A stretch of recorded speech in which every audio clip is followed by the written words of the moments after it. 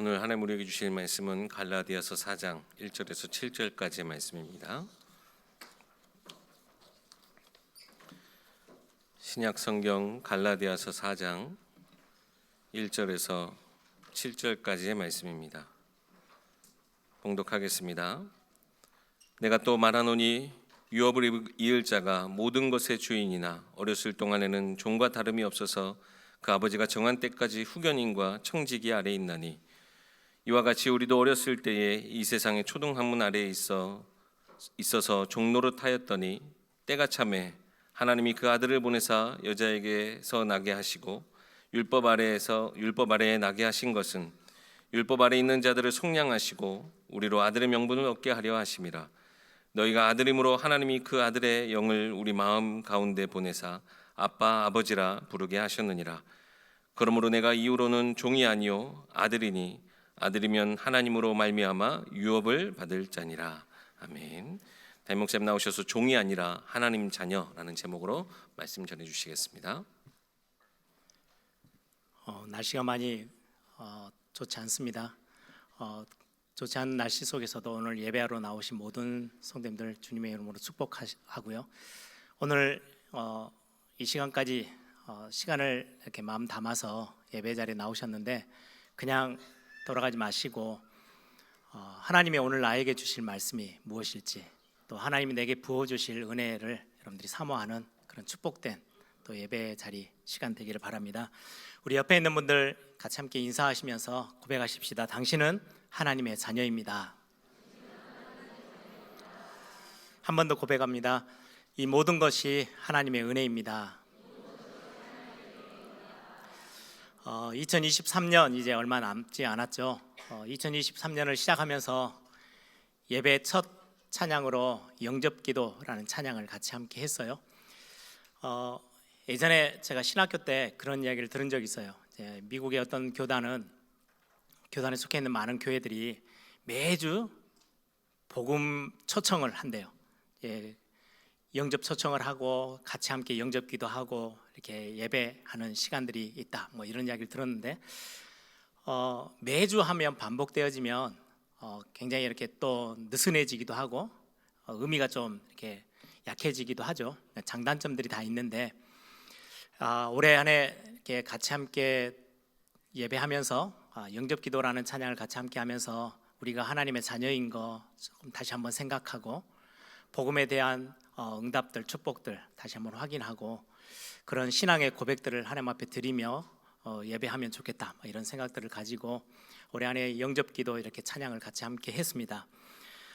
여러분들이 예수 그리스도를 믿고 영접하면 하나님의 자녀가 되어집니다. 이거는 그냥 단순하게 그럴 거야 라가 아니고요, 이건 기적 중에 기적입니다.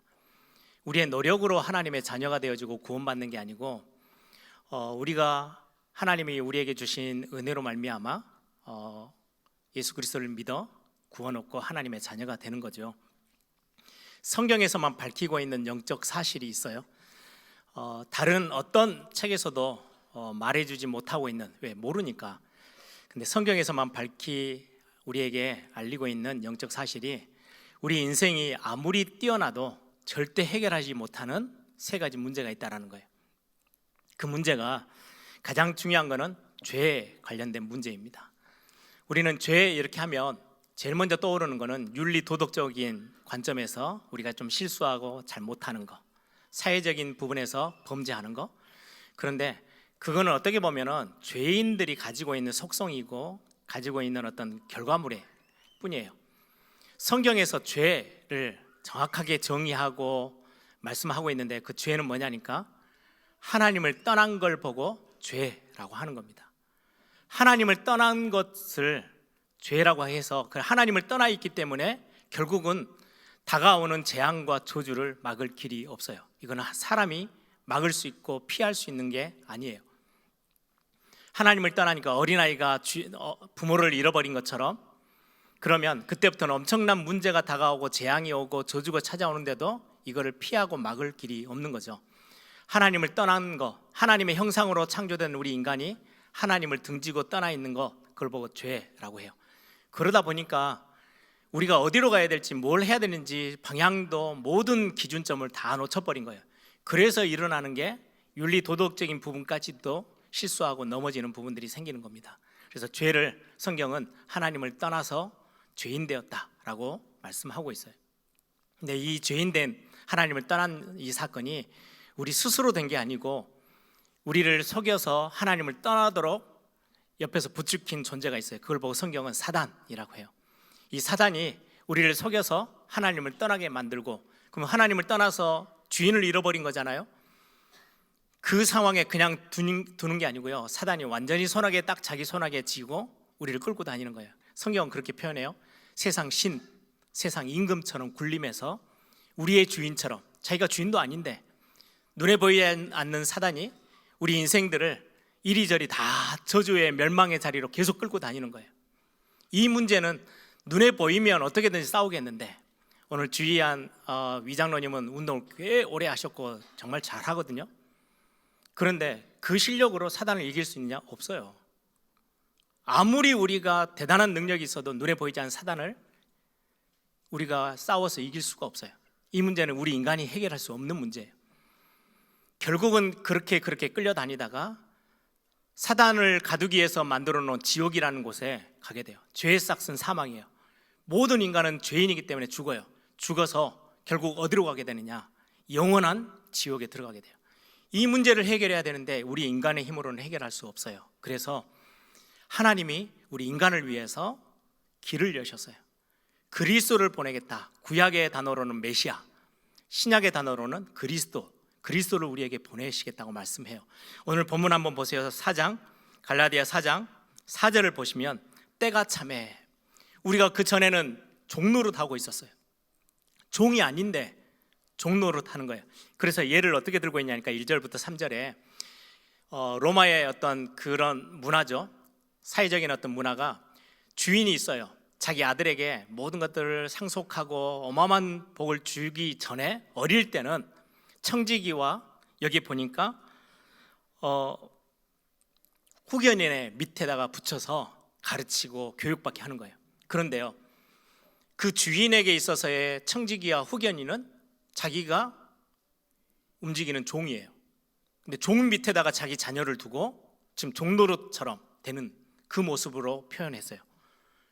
바울이 우리는 종이 아닌데, 아니 주인이 돈 주고 사서 자기 종으로 쓰고 있는 후견인, 자기 종으로 쓰고 있는 청지기 밑에, 일꾼 밑에다가 자기 아들을 집어넣어서 종 밑에서 일하고 있고 종 밑에서 훈련받고 종 밑에서 시킨 대로 하니까 종처럼 보이잖아요. 그런 것처럼 우리는 하나님의 형상대로 지음받은 하나님의 자녀들이 죄의 종노릇, 사단의 종노릇, 지옥 권세 아래 완전히 잡혀있는 우리 모습을 보시고 때가 참에 4절에 하나님이 그 아들을 보내사 여자에게서 나게 하시고 율법 아래 나게 하신 것은 율법 아래에 있는 자들을 속량하시고 우리로 아들의 명분을 얻게 하려 하심이라. 우리를 그 인간이 해결할 수 없는 문제에서 완전히 구원하시고 빼내셔서 하나님의 자녀 삼으시기 위해서 그리스도를 보내겠다 약속하셨어요. 이 그리스도란 단어는 여러분들 너무나도 잘 알다시피 기름 부음 받아서 세워진 자를 그리스도라고 합니다. 성경에 기름 부어 세운 직분, 세 직분이 있어요. 제사장, 왕, 선지자. 이 세 직분은 기름을 부어서 세워요. 그러면 그리스도라는 이 어마어마한 직분은 이 세 가지 모든 일을, 제사장의 일도 왕의 일도 선지자의 일도 감당하는 직분이 그리스도라는 말이죠. 그리스도 대신 참 제사장이 이 땅에 오셔서 하나님이 우리에게 보내시겠다고 약속하시고 보내주셨어요. 참 제사장 대신 그리스도가 이 땅에 오셔서 십자가 위에서 모든 죄를 다 담당하시고 우리의 죄를 깨끗하게 해결하셨어요. 그 어떤 것도 죄로 인하여서 멸망받지 않도록 십자가 위에서 모든 문제를 다, 죄의 문제를 해결하셨어요. 우리가 할 수 없는 것을 하셨어요. 다 우리가 죄값을 치러야 될 우리의 죄를 다 친히 담당하시고 대신해서 죽어주셔서, 죄 지은 자는 죽어야 되는데 대신해서 죽어주신 거죠. 참 왕 대신 그리스도가 이 땅에 오셔서 우리를 하나님 떠나게 만들고 우리를 계속해서 종로로 하도록 끌고 다니는 그 존재, 사단의 머리를 완전히 박살내셨어요. 하나님의 아들, 그리스도가 이 땅에 오신 것은 마귀의 일을 멸하러 하심이니라. 성경은 분명하게 우리에게 선포하고 있거든요. 또 참 제사장 되신 그리스도가 우리에게 오셔서 하나님을 떠나 있는, 이제 하나님께 나아갈 수 있는 그 다른 존재, 눈에 보이지 않는 사단의 존재를 완전히 박살내고 우리를 하나님께로 인도해야 되는데 우리는 길을 모르잖아요. 그래서 길이 되셔서 우리에게 하나님께로 인도하세요. 그래서 내가 곧 길이요 진리요 생명이니 나로 말미암지 않고는 아버지께 올 자가 없다라고 말씀해요. 제사장, 왕, 선지자 되셔서 우리를 하나님께로 다시금 회복시키는 그 어마어마한 일을 그리스도께서 하셔요. 그래서 성경은 말씀합니다. 이 그리스도를 믿는 자는 구원을 얻게 될 거야. 성경이 그렇게 말씀해요. 그러면 우리가 분명하게 확인해야 될 거, 이 그리스도가 누구냐는 거예요. 이 직분의 선지자, 제사장, 왕의 역할을 감당하면서 우리에게 참된 구원의 길을 여실 그 그리스도가 누구냐? 성경은 정확하게 말씀하고 있거든요. 예수가 바로 그리스도라고. 그래서 성경은 말씀해요. 요한복음 1장 12절, 이 예수 그리스도를 영접하는 자, 곧 그 이름을 믿는 자들에게 하나님의 자녀가 되는 권세를 주신다. 요한일서 5장 1절에는요, 예수께서, 말씀을 잘 보세요. 예수께서 그리스도이심을 믿는 자마다 하나님께로부터 난 자다. 예수께서 그리스도 되심을 믿는 자, 이 그리스도가 우리가 해결할 수 없는 인생의 근본의 문제를 해결하시는 분인데, 이분이 누구냐? 그리스도다라는 거예요. 그리스도가 예수님이다 라고 성경은 말씀하고 있어요. 그래서 예수께서 그리스도이심을 믿는 자 구원받는다. 그래서 신명기 33장 29절에 이렇게 예수 그리스도를 믿고 영접하고 하나님의 자녀되는 이 축복을 보고 너는 행복한 자야 라고 설명해요. 이스라엘이여 너는 행복한 사람이로다. 여호와의 구원을 너같이 얻은 백성이 누구냐? 우리가 노력하고 모든 종교에서 말하는 것처럼 애쓰고 돌을 닦고 어마어마한 공을 세워서 구원에 가는 게 아니고 그냥 믿었는데요, 구원받고 하나님의 자녀 되어져요. 아니, 예수님이 그리스도라는 걸 믿었는데 우리의 죄 문제가 해결되어지고 우리를 괴롭히는 사단이 완전히 박살나고 거기서 빠져나와서 이제는 지옥이 아닌 하나님의 자녀가 되어졌기에, 구원받았기에 지옥 백성이 아닌 하나님의 나라의 백성으로 바뀌는 거예요. 천국이 우리 것이 돼버렸어요. 이 엄청난 축복이 그냥 믿음으로 온 건데요, 그래서 너는 행복한 자야. 이 어마어마한 축복을 기적처럼 너가 손에 쥐고 있잖아. 너는 행복한 사람이야 라고 성경은 우리에게 말씀하고 있어요. 여러분, 오늘 우리가 예수 그리스도를 믿고 영접하고 구원 얻었던 이 비밀은 은혜 중에 은혜입니다. 우리가 노력해서 얻을 수 있는 게 아니에요. 내가 할 수 있는 게 아니기에 은혜라고 말씀하는 거예요. 이 안에는 어마어마한 성령의 역사가 있죠. 여러분들의 마음을 움직이고 믿어지는 것도 하나님이 우리에게 주신 은혜예요. 아니, 어느 날 아내 따라왔다가 남편 따라왔다가 이런저런 지인 따라와서 교회에 와서 신앙생활하고 말씀 듣다 보니까 어느 날 예수가 그리스도구나 믿어지는 순간 우리는 하나님의 자녀가 되어지고 모든 죄와 사단과 지옥의 권세에서 완전 빠져나와 우리는 최고의 하나님의 축복된 자리에 서게 돼요. 내가 노력해서 얻을 수 있는 게 아니에요. 예전에 나이가 연세가 많이 드신 권사님 한 분이 간증하는 내용을 봤어요. 많은 분들을, 그냥 조그만한 마을에서 사는데 주변에 있는 많은 사람들을 전도해서 그냥 복음 전하는 정도가 아니고 교회로 인도해서 많은 사람들이 예수 믿게 됐어요.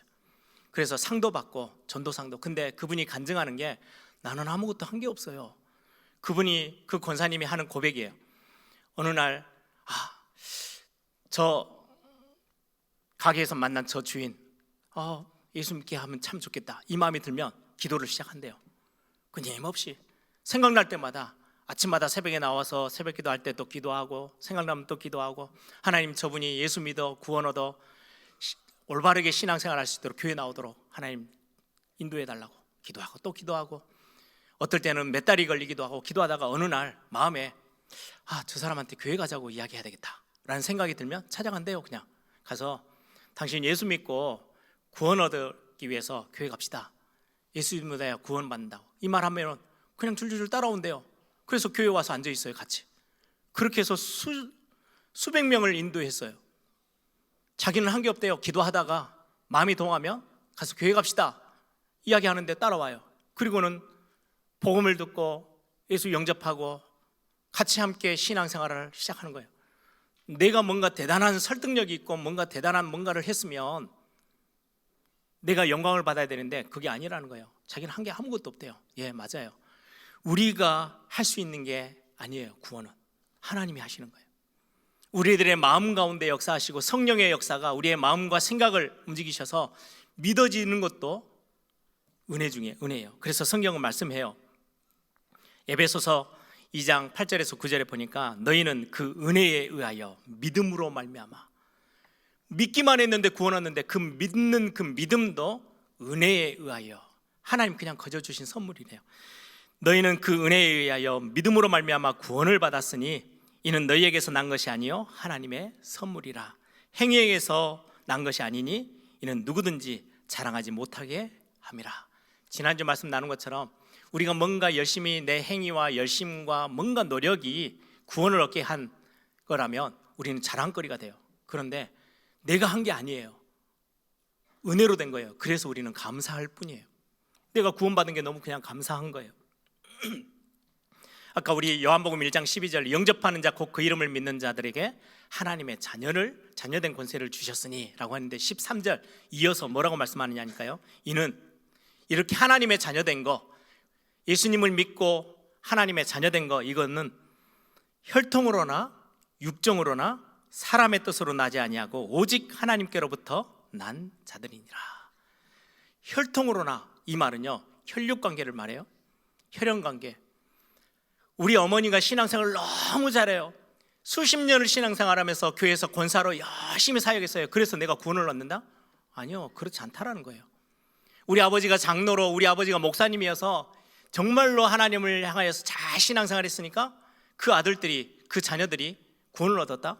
아니요, 혈육으로 얻는 구원이 아니라는 거예요. 개인이 하나님 앞에서 받는 은혜에 의해서 믿음으로 구원을 받아요. 혈통이나 육정으로나, 육정은 육신적인 어떤 정욕, 육신적인 어떤 능력, 힘, 뭔가 욕망, 이런 것들이죠. 우리가 성공하고 부의 자리에 앉고 어마어마한 명예를 가지고 있다 해서 구원을 얻을 수 있는 게 아니라는 거예요. 거기에서 나오는 게 아니래요. 사람의 뜻으로 나지 아니하고, 사람이 원하고 막 소원을 품고 뭔가 열심히 노력하고 수련하고 예를 쓰면 구원을 얻을 수 있느냐? 그렇지 않대요. 이건 하나님이 전적인 우리에게 베푸시는 은혜래요. 우리가 하나님의 자녀가 되는 것은 하나님의 은혜예요. 제가 예전에 저도 똑같은 경험인데요. 미국에 잠깐 있는 동안 이제 마지막 돌아올 날이 한 4개월 정도 남았는데 한국은 이미 이제 IMF 터져가지고 뭐 아무것도 뭐 할 수 없는 상황. 그래서 미국에서 제가 돈을 벌어서 학비 갚고 비행기값 벌어가지고 이제 한국에 나와야 되는 거예요. 이제 기간이 끝나니까. 그래서 한 4개월 정도 일을 하기 시작했어요. 하루 아침 9시부터 저녁 9시까지 12시간을 일하는 그냥 도매 가게 같은 데서 뭐 짐 나르고 뭐 그렇게 하는 거죠. 뭐. 그런데 그 동네가 굉장히 좀 위험한 동네여서 식사 시간이 되면 다 직원들이 다 같이 가서 밥을 먹는 게 아니고요. 그 가게 안에는요 남자들이 몇 명이 있어야 돼요. 그래서 나눠서 밥을 먹는 거예요. 제가 잠깐 나가서 한 15분 밥을 먹고 한 20분 먹고는 안에 들어오면 안에서 대기하고 있던 사람이 또 밖에 나가서 밥을 먹어요. 만날 길이 없어요. 서로 부딪힐 일이 거의 없어요. 딱 내가 맡은 그 섹션에서만 이제 일을 하는 거예요. 근데 저는 그 생각이 딱 들었어요. 일하러 가는 날 아침에, 하나님, 저는 전도자입니다. 그러면 내가 돈도 벌어야 되고 한국도 가야 되고 많은 일을 해야 되지만 하나님, 그 현장에 내가 한 4개월 정도 있을 것 같은데 하나님, 이곳에서 나를 통해서 복음 받을 사람이 있지 않겠습니까? 하나님, 나에게 붙여주십시오. 그거를 아침마다 그냥 한 1시간 운전해서 가는 거리인데요, 일하러 가면서 기도하는 거예요. 하나님, 나에게 필요한 사람을 붙여달라고, 복음이 필요한 사람을 붙여달라고. 그리고는 일 끝나고 또 돌아와요. 그걸 한 3개월을 넘게 했어요. 왜 만날 수 있는 상황이 아무것도 없는 거예요. 제가 뭔가를 막 애를 쓴다고 뭐 전도의 문을 열 수 있는 것도 아니고요. 그냥 기도하는 거예요. 가면서 기도하고 또 일 마치고 또 돌아오면서 기도하고. 근데 제가 이제 한국 돌아가기, 일을 마치기 전 한 2주 정도 남았는데요, 갑자기 사장이 밤 9시에 이제 일이 다 마쳐서 직원들이 이제 인사하고 다 가는데 잠깐 부탁할 게 있다고. 거기에 직원 한 명, 학생이 하나 있는데 집에 가야 되는데 지금 데려다주는 차가 고장이 나가지고 누가 대신해서 해줘야 된대요. 근데 누가 하려고 그래요? 12시간 내내 일하고 피곤하고 그 집까지 들렸다 오려면 1시간이 더 걸리는데요. 아무도 눈을 안 마주쳐요. 근데 저만 내 거다라는 생각이 딱 들더라고요. 왜? 3달을 넘게 기도했는데 일하는 동안에는 만날 기회가 전혀 없는데 내가 뭐 1시간을 늦게 가든 2시간을 늦게 가든 상관없고 저 친구를 하나님 나한테 붙인 거네? 라는 생각이 들어서 제가 갔다 오겠다고. 그래서 그 애를 차에 앉히고는 출발을 하면서 바로 복음을 전했어요. 그때 그 아이가 차를 중간에 집에까지도 가기도 전에 차를 세워놓고 복음 전하고 영접하고 같이 함께 기도했죠.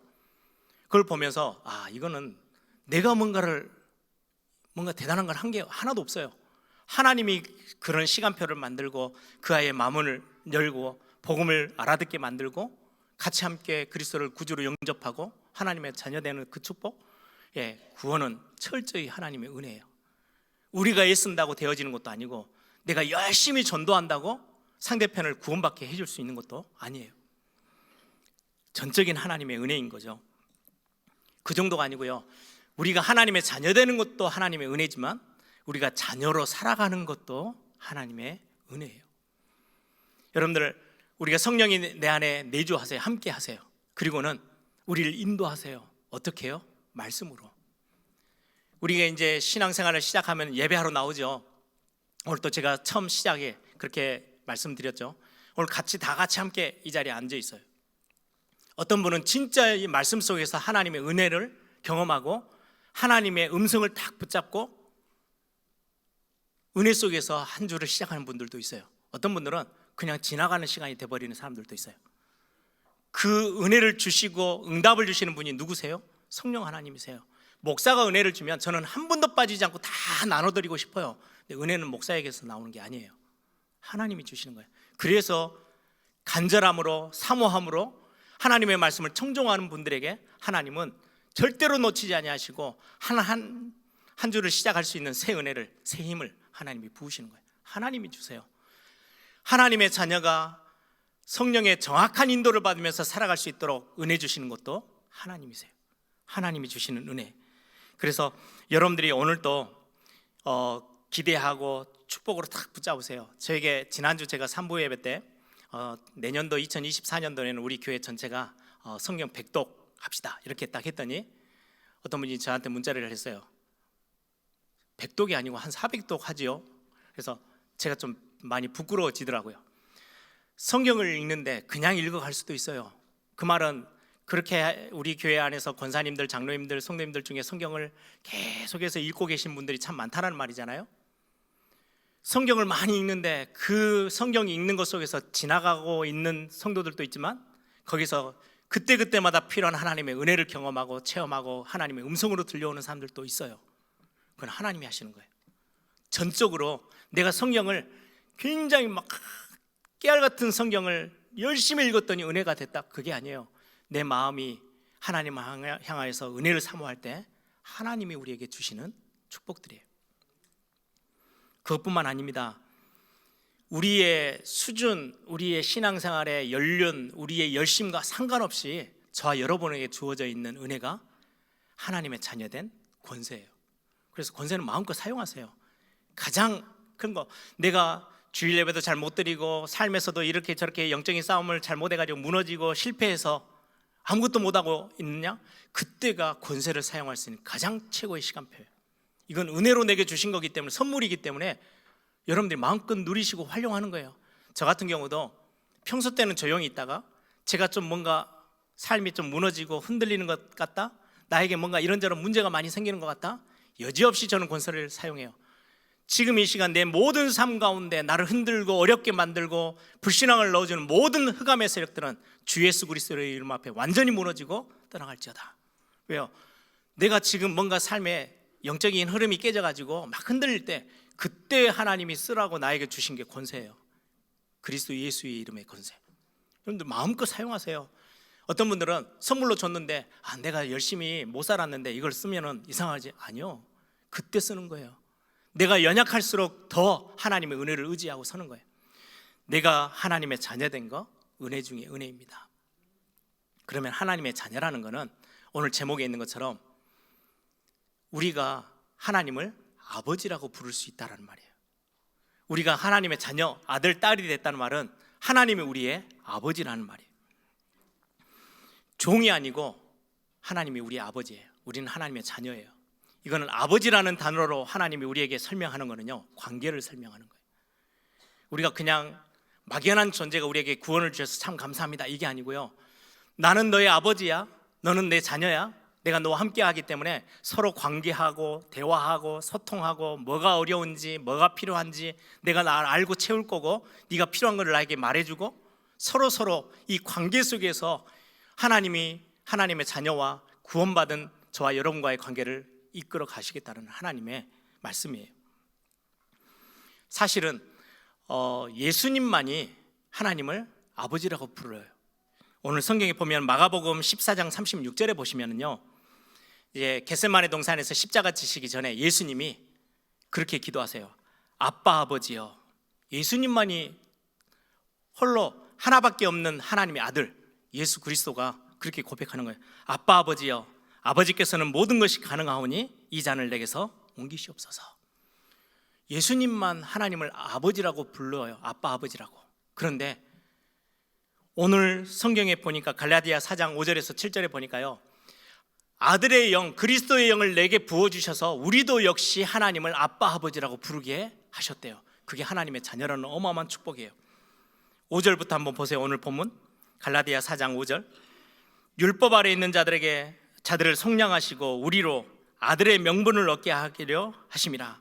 너희가 아들이므로 하나님이 그 아들의 영을 우리 마음 가운데 보내사 아빠 아버지라 부르게 하셨느니라. 그러므로 내가 이후로는 종이 아니요 아들이니 아들이면 하나님으로 말미암아 유업을 받을 자니라. 로마서 8장 15절에도 말씀해요. 너희는 다시는 무서워하는 종의 영을 받지 않고 죄의 종노릇하고 사단의 종노릇하고 지옥 권세 앞에 완전히 끌려다니는 그런 종노릇하는 자가 아니고 양자의 영을 받았으므로 우리가 아빠 아버지라고 하나님을 부르게 된대요. 우리가 주기도문에도 우리가 그렇게 고백하죠. 예수님이 우리에게 기도를 가르치시는 그 주기도문, 하늘에 계신 우리 아버지요, 그렇게 기도하래요. 아버지라고. 우리가 오늘 또 신앙 고백했어요. 사도신경으로. 사도신경에 우리 뭐라고 고백돼 있어요? 전능하사 천지를 만드신 하나님 아버지를 내가 믿사오니. 우리는 그냥 단순한 뭔가의 존재를 믿고 구원받는 게 아니고요, 그분이 우리 아버지 되세요. 어떤 종교도 자기들이 믿는 신을 아버지라고 부르는 사람 없어요. 하나님이 우리에게 구원해 주시고는 이제는 너와 나의 관계가 어떤지 알아? 내가 너의 아버지야, 너는 내 자녀야, 내 아들이고 딸이야, 내가 항상 세상 끝날까지 내가 너와 함께 있을 거야 라고 말씀해요. 그래서 우리는 이제 종이 아니기에 우리에게 주신 엄청난 권세가 있어요. 누가복음 10장 19절에 내가 너희에게 뱀과 정갈을 밟으며 원수의 모든 능력을 제어할 권세를 내게 주셨으니 너희를 해할 자가 결코 없다. 하나님이 우리에게 뱀과 정갈, 이전에 우리를 종으로 삼고 우리를 이리저리 끌고 다녔던 그 우리의 원수 사단의 권세, 죄의 권세, 사망 권세, 이제는 우리가 발로 밟고 설 수 있을 만큼 하나님의 자녀라는 어마어마한 특권을 우리에게 주셨대요. 우리가 하나님을 아버지라고 부른다는 말은요, 우리가 더 이상 주인도 없고 부모 없는 고아가 아니고 우리는 하나님의 자녀예요. 여러분들의 한 해 동안의 2023년 삶을 한번 쭉 돌아보세요. 고아처럼 살았는지 하나님의 자녀로서 누리면서 살았는지. 고아의 특징이죠. 아침에 눈을 뜨면 오늘 아침밥 누가 주지? 아침밥을 어떻게 먹지? 그게 제일 고민이에요. 여러분들의 자녀가 아침에 일어나가지고 오늘 아침밥을 누가 챙겨줄까? 내가 어떻게 밥을 먹어야 되지? 그러고 있으면 데려다가 정말로 먼지 나도록 때려야 돼요. 왜? 정신 차리라고. 내가 네 엄마야. 내가 네 거 다 챙겨줄 거야. 아침마다 일어나가지고 오늘 밤 어떻게 챙겨 먹지? 누가 챙겨줄까? 그럼 고아가 하는 고민이에요. 제가 신학교 다닐 때 인도에 단기 선교를 간 적이 있어요. 갔더니 처음으로 이제 갔던 데가 미국 선교사님이 고아원을 운영해요. 인도에 가보면 영적 문제 가진 사람들이 정말 많고 육신의 질병 때문에 거의 집에서 살지 못하고 그냥 길거리에 나와 있는 사람들이 정말 많아요. 그러다 보니까 아이들이 다 버려졌어요. 고아 아닌 고아가 돼버렸어요. 부모님이 일찍 돌아가신 게 아니고요, 어디가 있는지 몰라요. 다 집 나가 있어요. 그러다 보니까 아무도 챙겨줄 사람들이 없는 고아가 돼버린 거예요. 이 아이들을 불러다가 이제 입히고 먹이고 하는, 이제 고아원에서 복음도 전하고 하는 그런 어떤 사역들을 하세요. 갔더니 그 원장 선교사님이 하시는 말씀이에요. 이 아이들의 특징이 한 달 동안은 계속 배탈이 나서 병원을 데리고 간대요. 이유가 뭐냐니까, 고아원에 딱 들어오면 첫날 설명을 해준대요. 절대 많이 먹지 마라. 아침 주면 점심 나올 거야. 점심 나오면 저녁 또 줄 거야. 이걸 매일 그렇게 할 거야. 그러니까 아침 네가 먹고 싶은 것만 딱 먹고는 기다리면 돼. 근데 이게 안 되는 거예요. 평생을 어릴 때부터 아침 내 밤 누가 챙겨주지? 그래서 있으면은요 막 갖다 집어넣어요. 탈이 나든 마든 상관없어요. 왜요? 그 다음 끼니 먹을 게 보장이 안 되니까. 고아원에 왔는데 있는 대로 다 집어넣으니까요 배탈이 나서 매일같이 병원 가고 약 먹고 해야 된대요. 그걸 한 달 동안 하고 나면 그제서야 내 아침밥 챙겨주는 분이 있네. 그래서 밥을 정리를 해서 작게 먹기 시작한대요. 그게 고아들의 특징이에요. 성경은 우리에게 말씀해요. 마태복음 6장 31절 32절에 그러므로 염려하여 이르기를 무엇을 먹을까? 무엇을 마실까? 무엇을 입을까? 하지 말라. 이는 다 이방인들, 부모 없는 고아와 같은 세상 사람들, 하나님을 알지 못하는 그 사람들이 구하는 것이라. 너희는 하늘 아버지께서 이 모든 것이 너희에게 있어야 할 줄을 아시느니라. 여러분들은 고아가 아니잖아요. 하나님의 자녀잖아요. 여러분들의 필요를 하나님 너무나도 잘 아세요. 그리고 매일매일 여러분들의 필요를 채우시는 분이 하나님이세요. 그분이 우리의 아버지세요. 염려거리가 생겨요. 여러분들이요, 나는 고아가 아니야. 내 모든 걸 들여다보고 나를 채우시는 하나님이 내 아버지셔. 여러분들 고백하면서 염려에서 벌떡 일어서기를 바랍니다. 마태복음 7장 11절에 아무리 약한 부모라도 떡을 달라 하면 돌 던져주고 생선 달라 하면 뱀을 던져주는 부모가 있냐? 악한 부모라도 그렇게 하지 않아. 하물며 하늘에 계신 너희 아버지께서 구하는 자에게 좋은 것으로 주시지 않겠느냐 말씀하고 있어요. 하나님 우리에게 완벽한 것들을 채워주시겠대요. 여러분, 우리의 필요를 채우시는 하나님, 여러분들이 많은 걱정거리들, 하나님이 우리의 아버지 되신다면, 모든 우주 만물을 움직이시는 그분이 우리의 아버지 되신다면 여러분들 걱정할 게 없어요. 그래서 모든 것들을 염려하지 말래요. 오늘 본문의 7절에 마지막 절에 그렇게 말씀하고 있죠. 아들이면 하나님으로 말미암아 유업을 받을 자니라. 하나님에게 있는 모든 것들을 누릴 수 있는 상속자, 유업을 받을 자로 하나님 우리를 세워주셨어요. 아니, 부모님이, 아버지 어머니가 재산이 엄청나게 많아요. 아들이 뭘 먹을지 어떻게 살아갈지를 고민하고 있다면 정말 답답한 일 아니에요? 제가 우리 아이들을 키우면서 제일 많이 하는 이야기가 그건 것 같아요. 막 얼굴 보면은 표정이 딱 보여. 고민거리가 엄청 많아.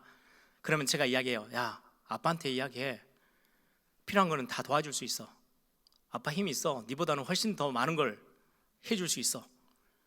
이야기를 안 하면은 어떻게 도와야 될지를 몰라. 그러니까 말을 해. 말을. 그렇게 할 때가 정말 많아요. 혼자 고민할 이유가 없어요. 부모가 있는데. 고아가 아니잖아요. 하나님의 자녀에게 주신 가장 최고의 특권이 뭔지 아세요? 기도라는 거예요.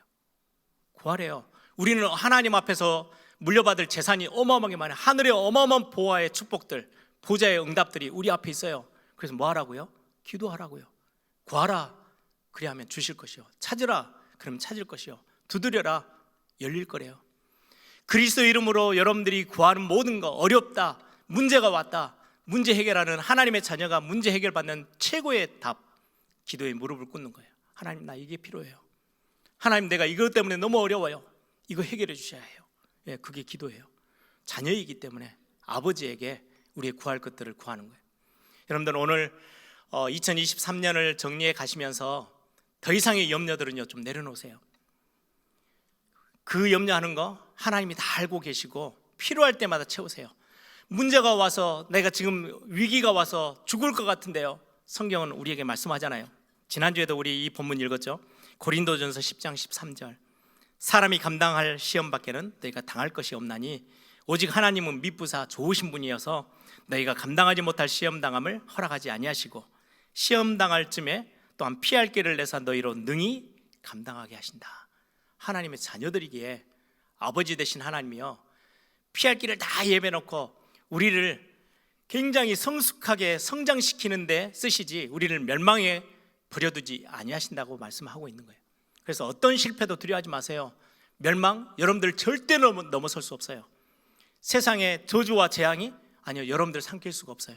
하나님이 우리 아버지 되세요. 우리는 하나님의 자녀예요. 종이 아니에요. 우리는 과가 아니에요. 하나님의 자녀예요. 그래서 여러분들 문제가 올 때, 위기가 올 때, 답답할 때 기도하세요. 히스기야가 막 이 사람 저 사람 이 나라 저 나라 막 기웃거리다가 문제가 터졌어요. 어려움이 와요. 뭐 누가 해결할지 몰라서 막 여기저기 기웃거리다가 결국 하나님 앞에 무릎 꿇어요. 성전에 올라가 기도합니다. 그날 밤에 주의 사자를 보내서 18만 5천 명의 생명을 걷어가시는 분이 하나님이세요. 우리의 기도에 응답하시는 분. 여호사밧 왕이 저기 턱 밑에까지 쫓아왔어요. 어마어마한 전쟁의 자리에 서 있어요. 어찌할 바를 모르겠어요. 하나님 앞에 올라가 기도합니다. 하나님, 나는 힘도 없고 어찌할 바도 모르겠고 방법도 모르겠고 그래서 오직 주만 바라봅니다. 그날 하나님은 완전한 응답으로 해결을 하셨어요. 초대교회가 문제가 생겼어요. 위기가 찾아왔어요. 모든 성도들이 함께 모여서 하나님 앞에 기도했더니 하나님이 그날 밤에 주의 사자를 보내서 그 교회를 핍박하는 그 원수의 목을 하나님이 조여버렸어요. 그 헤롯 왕이 충이 먹어 죽었어요. 생명의 주관자도 하나님이시거든요. 우리 믿음의 사람들의 생명도 쥐고 계시지만 악한 자들의 생명도 하나님의 손에 있어요. 그래서 여러분들 아무것도 두려워하지 마시고 이번 2023년 여러분들이 나는 하나님의 자녀야. 내가 부족한 게 참 많지만 그럼에도 불구하고 나를 사랑하셔서 나를 하나님의 자녀라는 그 어마어마한 구원의 축복 속으로 나를 불러주셔서 이걸 보고 은혜라고 해요. 여러분들이 감사하며 이번 한 해 마무리를 은혜 속에서 잘 하나님의 자녀답게 축복을 누리는 시간 되기를 소망합니다.